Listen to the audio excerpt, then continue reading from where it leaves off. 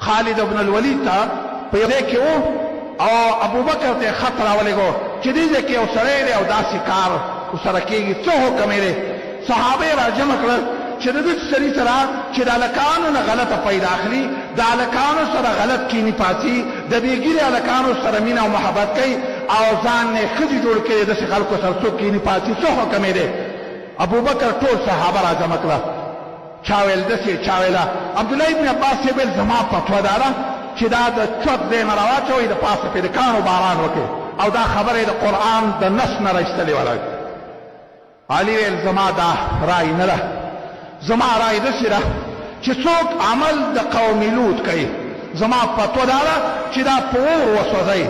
او شوکاني او ځینې علماو دې خبرې له ترجیح ورکړې. علي دا خبره د کوم ځای نه کوله؟ رب العالمین وایي وامطرنا، الله فرمایي جعلنا عالیها سافلها وامطرنا علیه.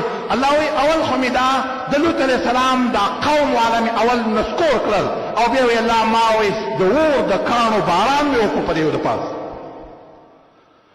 د دې د وجې نه مرخې په هر صورت کې دی، مرخې په هر صورت کې دی، خو آیا مرګ یې په سر چې دریاب ته ګزارل غواړي، بل څه کول غواړي؟ خبره صرف په دې کې ده چې څه طریقه باندې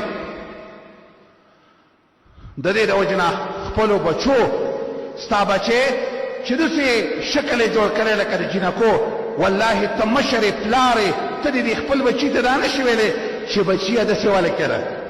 ما ته بېګا یو ملګري یو خبره وکړه، ویل اوس پوزیشن بدل دی. مال څنګه بدل دی؟ ویل جینکۍ چې سکولونو نه ځي پنسې یې راچوتې کړي او وړې وړې جراب یې اغوستې او پنډۍ ښکارېږي، او هلکانو پوزیشن داسې دی چې هغې پنسې په ځمکه راکاږي. حدیث کې راغلي 4 قسمه خلک رب العالمین نه معاف کوي، او الله په د 7 اسمانونو د پاسه په رب العالمین 3 ځل لعنت کړی دی.